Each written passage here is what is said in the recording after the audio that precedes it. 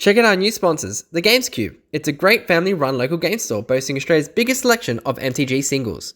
Use the coupon code The Eternal Gathering to get 5% off store-wide. Check their site out in the link below.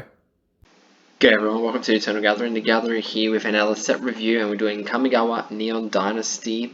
And just myself solely here as the Gatherer, doing a top 5 cards from the set, ones that I think I'm excited for and might see play. We'll go through those in a moment. As always guys, share, like, subscribe, all that beautiful things that you guys can do for me. I really appreciate it if you do. Also, the Games Cube is back up and running for events for the pre-release, so come down for some pre-releases on the 11th of Feb. They've got one at 6:30 PM I believe, and then 11 o'clock in the morning on Saturday and Sunday the 12th and 13th respectively. So come on in store and have some games of Kamigawa Neon Dynasty. This set looks amazing.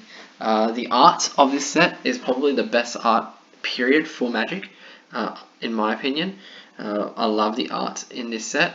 Kamigawa is actually probably my favorite set in terms of lore and story wise from the original Kamigawa. I absolutely loved it, and I'm super excited to get back to Kamigawa, and now it's all futuristic and stuff. It's pretty cool. The art in this, like I said, just outstanding. There's I believe 2 arts for every single rare and mythic in this set, so it just shows that they really went all out there with the art for this set. The cards themselves, I think it's power level wise, without playing it, it doesn't look really super strong, but I think there are some good cards here and there, and I think it will play really well actually in the kind of limited environment. So I'm really looking forward to going to pre-release events myself, and am getting myself some boxes of Kamigawa for sure for myself, as well as opening them on the channel, so keep an eye out for those when they drop as well sometime in the next week. Alright guys, let's get into it. First I want to do is go through the mechanics of the set, just so everyone is aware what's happening in Kamigawa and what kind of what kind of mechanics you would see in a set. There's pretty much a lot of set mechanics coming back from previous sets. There's a couple new ones, so let's just go through. And the first new one here is Reconfigure. So this is basically your equipments. They are creatures, yes. So we've got Blade of the Oni here as an example, and this is a mythic from the set, 1 in a black for a 3/1 menace creature, and it has equipped creature has base power and toughness 5/5, has menace, and is a black demon in addition to its other colors and types. So obviously when it's on the battlefield, it's just a 3/1 with menace, but you can reconfigure it. So you can attach it for 2 and 2 black to target a creature you control, or unattach it from a creature only as a sorcery, and while it's attached, this is no longer a creature, it is an equipment. So you attach it to a creature, it becomes an equipment for that creature, and the equipped creature would have base power and toughness 5/5 and menace. When it's not on the creature and on the battlefield as a creature itself, it's just a 3/1 with menace. The upside for Reconfigure is if the creature that this is attached to were to die, then this becomes unattached. It doesn't die with the creature. So it kind of saves it from it. It kind of works exactly like an equipment would. Obviously it's an artifact as well, so some synergies there, and also some removal suites might be able to get rid of it a bit easier. Very interesting kind of concept. You can unattach and reattach whenever you want. Most of the I guess artifacts in this set are equipment creatures, just like this, that can reconfigure. There are some other ones that are just equipment as you would already know it to be, but the kind of new thing for this is that the equipments can be creatures at the same time. As a mechanic, It's okay. It's okay. I didn't. There's not much, I guess, difference between this and equipment. Only being that when it comes onto the battlefield, it's a creature already, and you can kind of use it as you were as a creature, and it doesn't just stay on the battlefield and do nothing, as most equipment do. So that's a good upside, but it's also easy to remove because you can kill that creature on the spot if you don't want it to be equipped to one of your opponent's creatures. You just kill it straight away on the spot if you go to a spell that destroys a creature, and then therefore if they're trying to reconfigure, attach onto a creature of theirs, they can't do that. Also, if you do reconfigure, it can be a blowout. They can kill as you're reconfiguring it with a spell that kills a creature as well. So interesting concept. I don't feel like they're super pushed these equipment creatures, but we'll see what happens when a set comes out and people get to play with it. Ninjutsu. Ninjutsu is back, and a very big fan favorite. Mechanic is pretty much that when you attack, you can bring in the creature by paying its ninjutsu costs that's tapped and attacking on a unblocked creature. So you attack with one of your creatures. If it doesn't get blocked, you can ninjutsu in this creature, for example, Nashi Moon Sage Scion, for 3 and a black, and it's tapped and attacking, and you know it hasn't been blocked, so it's going to come through and deal that damage. This example right here, what happens is usually when you ninjutsu something in, there's a trigger on combat damage. So in the case of Nashi Moon Sage Scion, when it deals combat damage to a player, you exile top card of each player's library, and until end of turn you may play one of those cards, and if you cast a spell this way, you pay a life equal to its mana value rather than paying its mana cost. So you look at both cards, your card and your opponent's deck, the top card of their deck. If you like what you see, play it by paying your life. This is probably a better card for Commander, where you got 4 different decks to look from, and you also got 40 life to play with, as opposed to 20 in your typical 1v1. So Ninjutsu, fan favorite, everyone kind of loves it. It's pretty flavorful. They come out of nowhere, come out of your hand, and you don't know that they're a ninja and do damage to you, and you get these nice bonuses. So I love Ninjutsu, and I'm glad it's back. Sagas, they've done sagas this time around to show the stories, and it's a bit different. We got the saga on one side, your typical kind of saga, and then you flips. It's a double face card. It flips to a creature on the other side. So example here we've got Jugen defends a temple. So 2 and a green. As it enters the battlefield, you put a law counter on it. First law counter, you create a 1/1 green human monk creature token with tap to add 1 green. Then the second law, put a +1/+1 counter on each of up to 2 target creatures. And the third one, you exile it. And the third one for all of them is you exile it and you flip it, basically transform it. On the other side is a creature. This one has Remnant of the Rising Star, so it's a 2/2 flying dragon spirit enchantment creature. Yes, enchantment creatures are back for this set as well. Whenever another creature enters the battlefield under your control, you may pay X.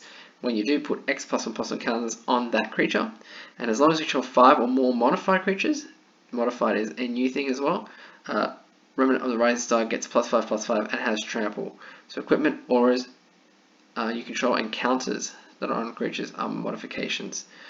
So we'll go to Channel now, our next one. So Channel is an effect where you can discard the card by paying its cost as well. So 1 in red here to discard Reinforced Ronin, and drawing a card will be the effect. Otherwise, if you play it as a creature, it's a 1 mana 2/2 with haste. In the beginning of your end step, you return it back to its owner's hand. And then modified, we were just talking about it earlier, but it's a keyword, new keyword ability. So modified creatures you control have haste. So any equipment, aura you control, and counters are modifications. So you have to have a creature equipped, had an aura on it, or has counters on it, +1/+1 counters. Definitely are a modification. Or you can have trample counters. You can have vigilance counters, those kind of things, especially from like Ikoria, those things as well. Those are modifications, and then also it can kind of help modified creatures as well. Things that care about modified creatures. So that is another kind of set mechanic. Sorry, for this set. So invigorating hot spring, 1 in a red and a green.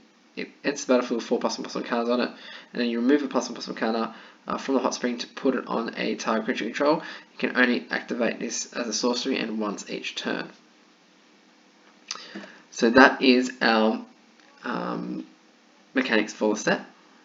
And now we're going to go into our top 5 cards from the set. And again, just a caveat before we start, this is just not the 5 strongest cards. I haven't played with the cards yet. These are just more cards that I liked, I saw, and I'm very interested in. And I think we'll see play in one aspect or another, in one format or another. So we're going to go through the top 5 cards from the set according to the Gatherer.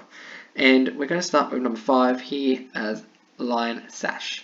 So this is one of those equipment creatures. This is 1 and a white for a 1/1. You can pay 1 white to exile target card from a graveyard. If it was a permanent card, you get to put a +1/+1 counter on Lion Sash. Then equipped creature gets +1/+1 for each +1/+1 counter on Lion Sash. And you can reconfigure for 2 mana. So you can attach this to target creature you control, or unattach it from a creature you control, and only as a sorcery. Interesting card because it's pretty good kind of removal for graveyards, and as an artifact creature equipment, you can actually look for it with your Stoneforge Mystic, which makes it interesting for us as a sideboard option in Modern, as a way to kind of combat graveyard shenanigans. So you can search for it with your Stoneforge, then you play it for 2 mana. It's a 1/1 creature, but then you can pay white mana to exile any card from a graveyard, and if it was a permanent card, you get that +1/+1 counter bonus on the Lion Sash, and then you can always equip it for 2 mana. 2 mana to equip is quite a low cost mana wise for equipment. So I think this definitely has potential to see some sideboard play in those kind of Stoneforge package decks in Modern. Standard, I think this will be a great card again in Standard. And you can also play this in Commander as another equipment if you're playing Equipment Matters themes that can get rid of graveyard stuff as well as a little bonus. So my number 5 pick for the set, and I think probably the best equipment creature, I guess, reconfigure mechanic from the set as well. Number 4, we have the one of the Dragon Spirits. There's a whole cycle, each color gets one, but I think this is the best one. And this one is 3 and 2 black for 5/5 Flying Menace Legendary Creature Dragon. And when it dies, and they all have this dies clause, they get 2 choices, all of them. This one I think has the best 2 choices. So each opponent discards 2 cards and loses 2 life. So if this was to come on the battlefield and die, and your opponent has cards in their hand, you can use that ability, which can be quite helpful. Get rid of their probably biggest threats in their hands. Or you can put target non-dragon creature card from a graveyard, any graveyard, onto the battlefield under your control, and you lose 2 life. So you can reanimate anything that's not a dragon, and that can be a lot of things. You can get Eldrazi back in older formats. If you can play this and sack it straight away, it's another reanimation kind of spell. So it's pretty interesting. I don't think it's going to see play in older formats except for probably Commander. I can definitely see it play in Standard. I think it is the strongest Dragon Spirit from the set, and just a card I really thought it was really cool and interesting to kind of build around or put in a 99 in Commander specifically. I really like this kind of effect. The non-dragon cause there, so you don't get another Junji and kind of like go infinite in terms of, bring it back, put another one in, sack that one, bring another Junji back. I think that was why it's there. But nonetheless, I think this has the best choices when it dies out of all the other Dragon Spirit Mythics from the set, and my 4th pick of card from Neon Dynasty. Number 3 is Discover the Impossible. Discover the Impossible is a 2 and a blue for an instant. You look at the top 5 cards of your library, you exile one of them face down and put the rest on the bottom of your library in a random order. You may cast the exiled card without paying its mana cost if it's an instant spell with mana value 2 or less, and if you don't, you put that card into your hand. I think this card can possibly see play in older formats like Modern. It has the potential. I'm not too sure if you necessarily need it. However, it's a very interesting card in its own right. So you get to look top 5 cards of your library, and you get to exile any one of them. If it was a instant that cost 2 or less, you can cast it for free that turn.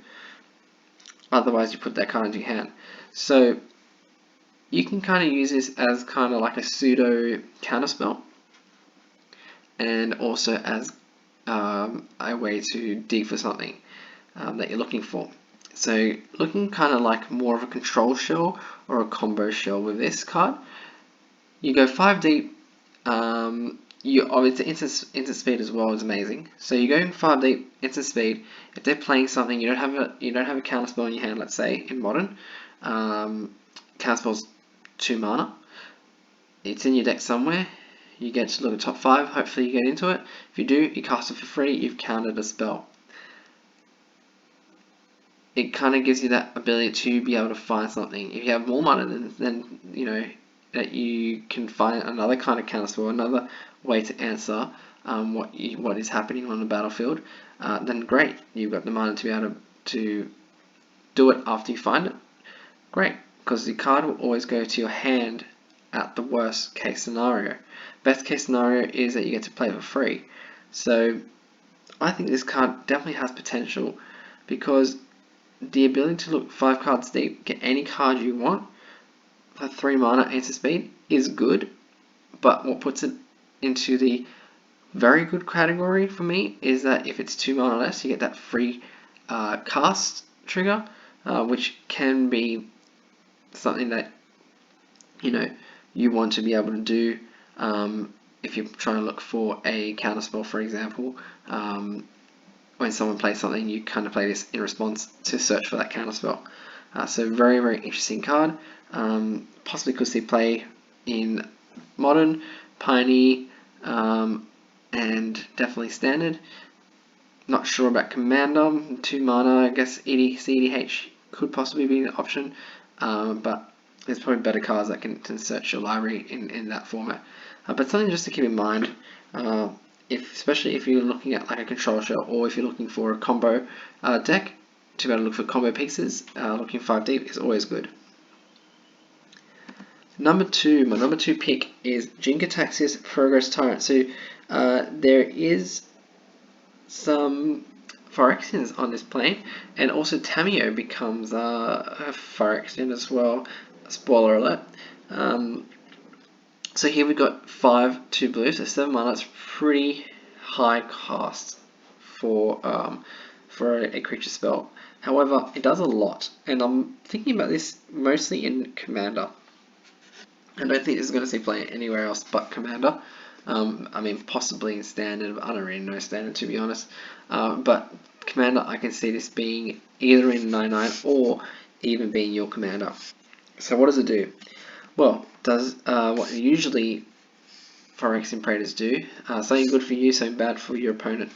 So whenever you cast an artifact, instant, or sorcery spell, you get to copy that spell. And you may choose new targets for the copy. This ability triggers only once each turn. So only once. I guess that's kind of the new kind of way that Magic is kind of going, where they're doing it only once per turn trigger clause, so that you can't kind of do shenanigans, which I guess works well. At the same time, older cards didn't have that ability, so they're gonna, I guess, have more, potential to kind of be broken as opposed to these newer cards. But the first ability, let's talk about that. Let's break it down. So cast an artifact. instant or sorcery spell, you copy that spell. So if it's an artifact creature, you get a copy of that creature on the battlefield as well, or a copy of the artifact. So if you play this in Commander and you play a Minor Crypt as your first spell, you get 2 Minor Crypts. Instant, same thing. You want to play Brainstorm, you get 2 Brainstorms. Sorcery spell, you want to play something that searches for something in your deck and puts it into play, you get to do that twice. Whatever it might be. Really cool, really interesting to build around, and also good to have as a 99.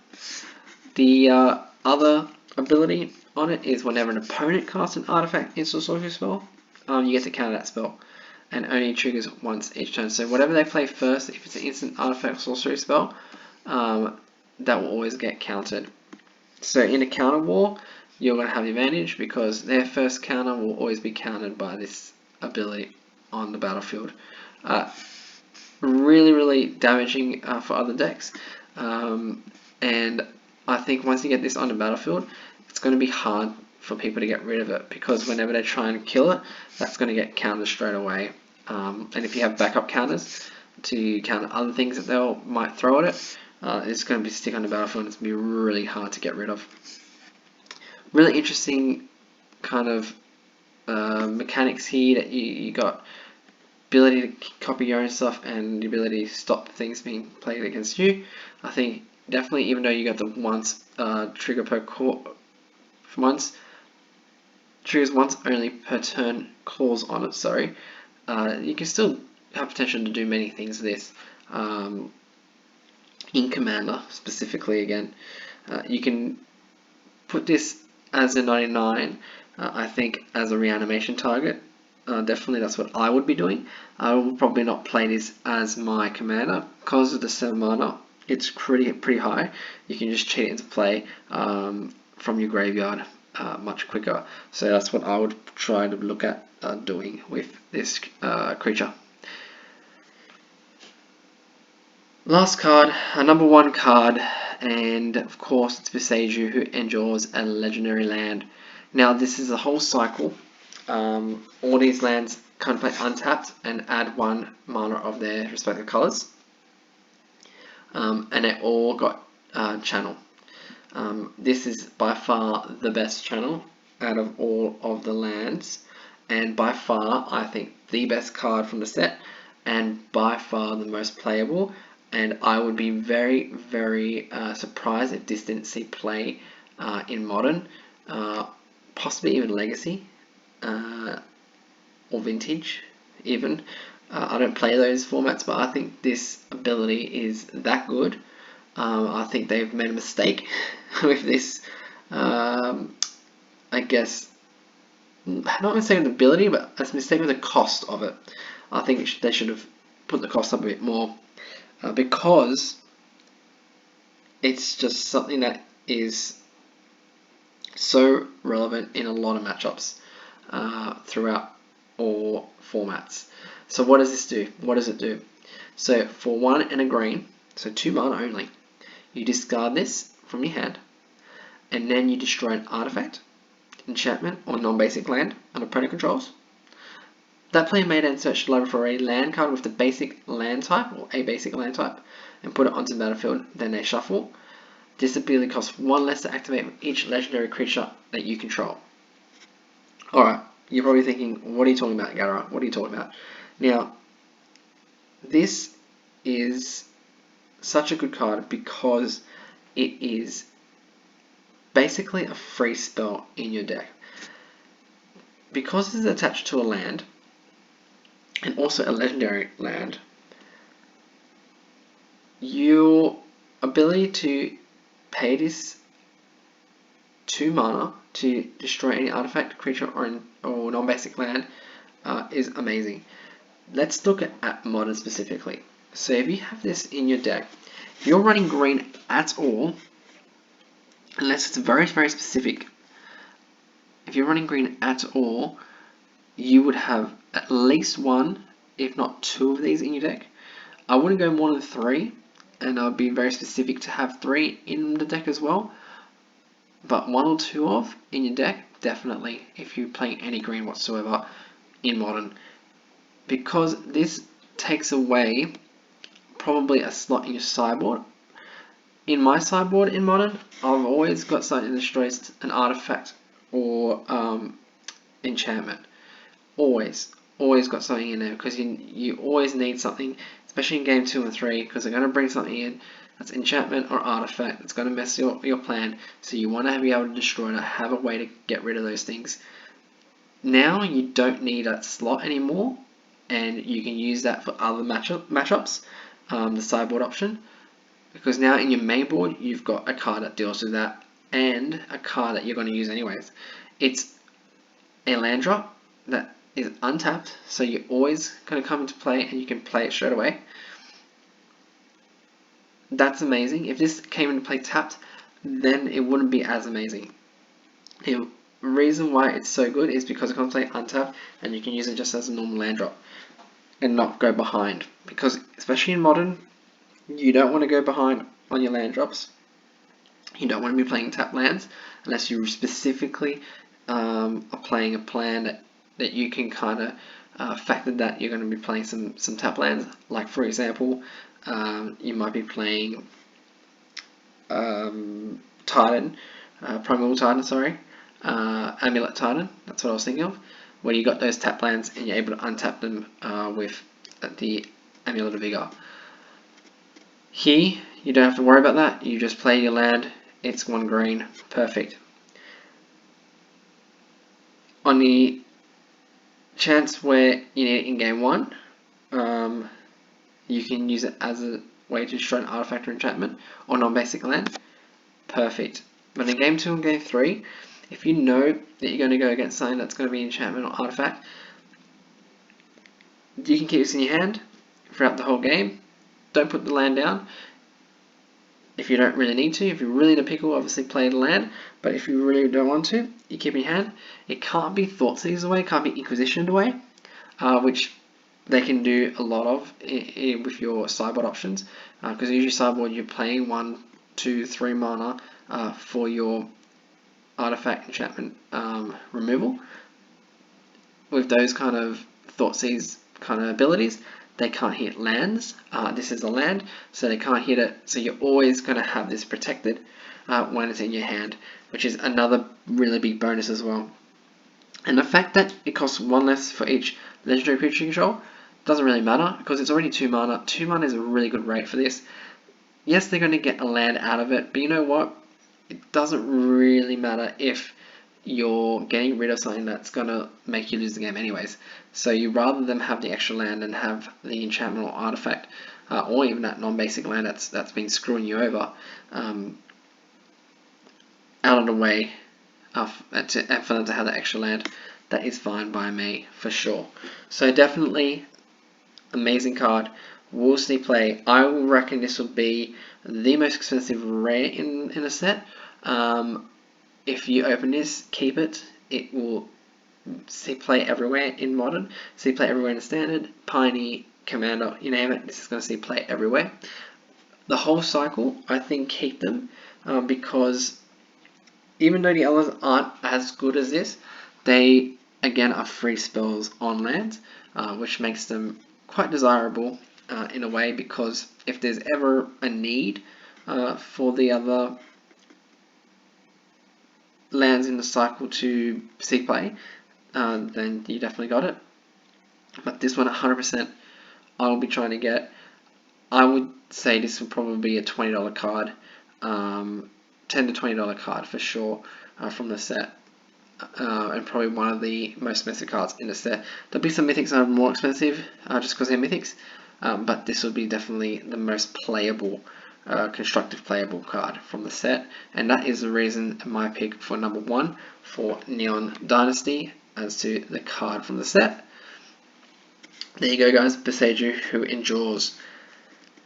So that's it for our video today. Let me know in the comments below what your thoughts are on my top 5, or what your thoughts are on what cards you are looking forward to from the new set, from this Kamigawa set. Just start a conversation in the comments below. That would be amazing. as always, guys, everything on stack has resolved, and good games, everyone.